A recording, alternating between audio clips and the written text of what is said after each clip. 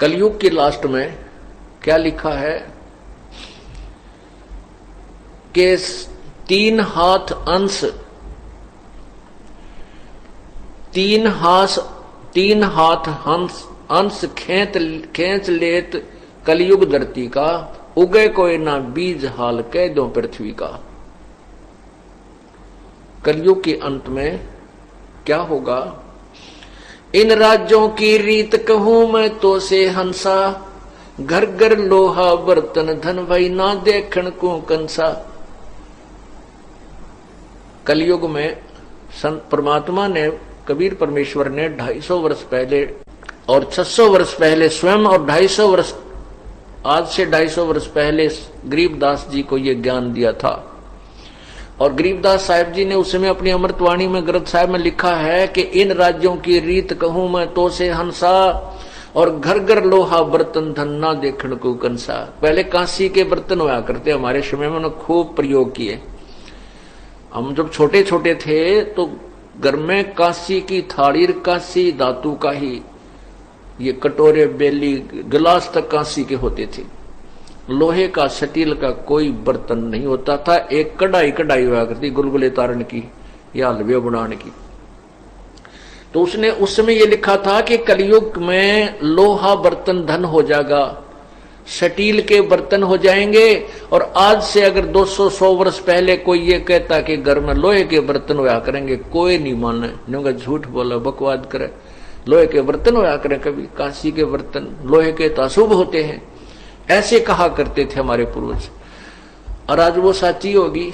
ये स्टील के गिलास, स्टील की थाली, स्टील के बेले, ये लोहे के हैं।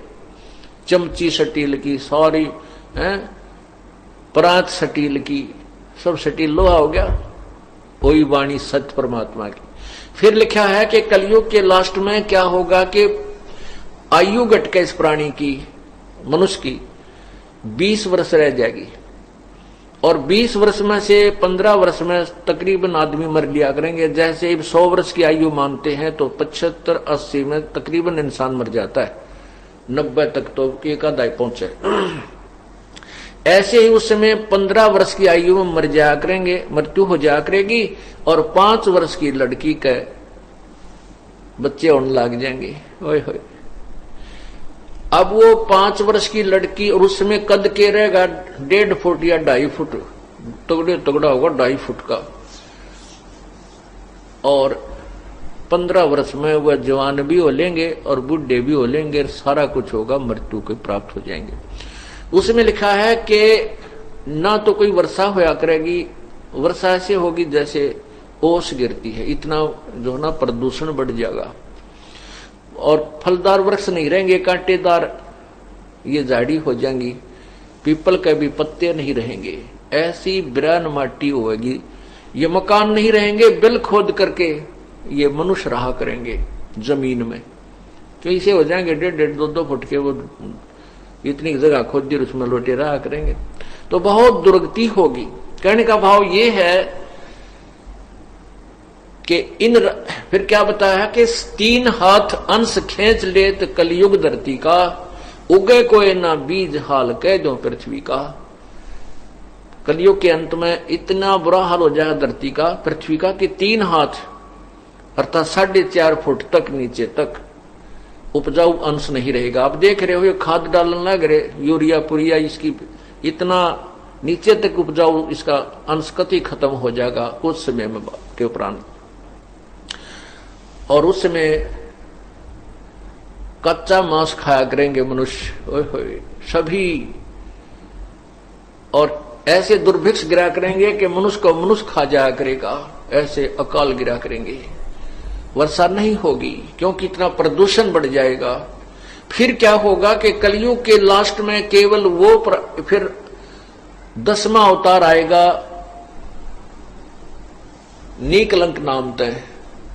और वो फिर इन कृतघ्नी मनुष्यों को, जिनकी कोई मर्यादा नहीं रहेगी, ना वो राम नाम न चाहते होंगे, उनको ऐसे काटेगा जैसे किसान खेत में उगे हुए अड़ंगे न काटा करे, खरपतवार को काटता है, ऐसे इनको खत्म करेगा।